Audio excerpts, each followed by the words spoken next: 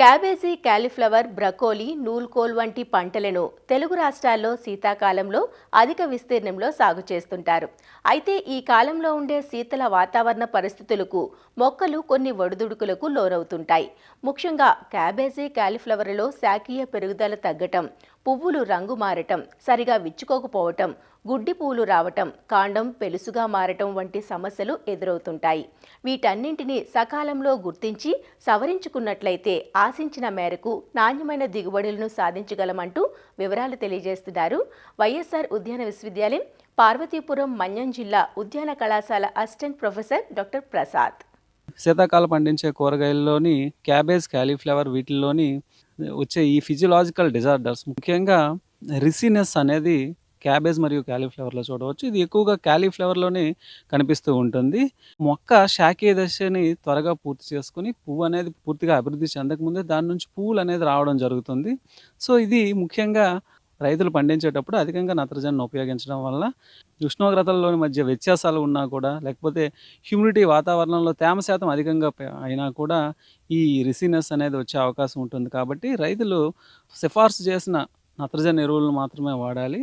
దీంతోపాటు మరొక physiological disorder ఫిజినెస్ కాలీఫ్లవర్లోని వీటి ఒక వెల్వెట్ లాంటి మెరుస్తూ ఉండే ఒక రకమైన రంగును కలిగి ఉంటాయి. సో దీనివల్ల కాలీఫ్లవర్ యొక్క పువ్వు ఆకృతి మారిపోయి పువ్వు యొక్క రంగు కూడా పూర్తిగా మారిపోయి ఎవరైతే కొనే వాళ్ళు ఉంటారో వాళ్ళు తక్కువగా ప్రిఫరెన్స్ చేసే అవకాశం ఉంటుంది. కాబట్టి ఈ ఫిజినెస్ని కూడాను ప్రాపర్గా కంట్రోల్ చేయడానికి సరైన సమయంలోనే నాటుకోవాలి.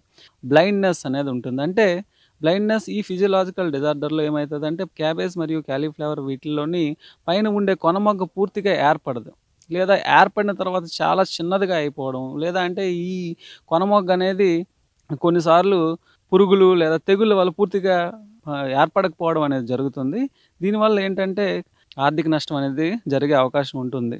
ఒక్కసారిగా మనకి వాతావరణంలో ఉండే ఉష్ణోగ్రతలు అనేవి తగ్గిపోవడం వల్ల జరుగుతుంది. అదేవిధంగా క్యాబేజ్ మరియు కాలీఫ్లవర్లోని కొనమొగ్గని తినే కొన్ని హెడ్ బోరర్స్ ఉంటాయి. వాటి వల్ల కూడా ఈ కొనమొగ్గ అనేది ఏర్పడకపోవడం అనేది జరుగుతూ ఉంటుంది. ఈ హెడ్ బోరర్స్ని కంట్రోల్ చేయడానికి మనం మలాథియాన్ డస్ట్ అనేది చల్లుకోవాలి. ఇంకొకటి ఏంటంటే బటనింగ్ అనేసి అంటారు. ఈ క్యాబేజ్ మరియు కాలీఫ్లవర్లోని ఈ పువ్వు అనేది చిన్నదిగా ఏర్పడుతుంది. దీన్నే బటనింగ్ అంటారు.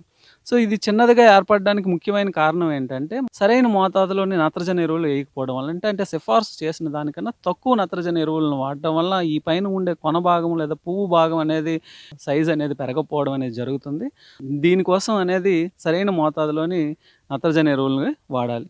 బ్రౌనింగ్ ఈ కాలీఫ్లవర్ పైన ఉండే బుట్ట భాగము గోధుమ రంగులోని వస్తుంది. ఈ గోధుమ రంగులో రావడానికి ముఖ్య కారణం ఏంటంటే బోరాన్ డెఫిషియన్సీ. ఈ బోరాన్ డెఫిషియన్సీ అనేది ప్రధానంగా పొలాన్ని సాగు చేస్తున్నప్పుడు 15 నుంచి 20 కేజీలు బోరాన్ అనేది దుక్కులో వేసుకోవాలి.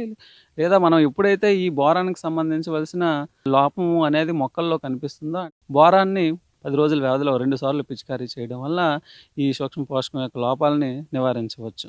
అదేవిధంగా రైతులు ప్రధానంగా తీసుకోవాల్సిన చర్య ఏంటంటే ఈ క్యాబేజ్ కోతకు వచ్చే దశలో ఎప్పుడైతే బుట్ట పరిమాణం పెరిగిపోయి కోతకు వచ్చే దశలోని రైతులు నీరు ఇవ్వడం అనేది చేయకూడదు. ఈ నీరు ఇవ్వడం వల్ల ఏమైతే అంటే ఈ బుట్ట ఆకృతి అప్పటికే పూర్తిగా పెరగడం వల్ల మనం ఇచ్చే నీరు వల్ల ప్రెజర్ ఏర్పడి అది పగిలిపోయే అవకాశం ఉంటాయి. కాబట్టి అవి ఆ పగిలిపోయినటువంటి క్యాబేజ్ బుట్టలు అనేవి మార్కెటింగ్కి అనుకూలంగా ఉండవు. కాబట్టి రైతులు ఈ రకమైన జాగ్రత్తలు అనేవి తీసుకోవాలి.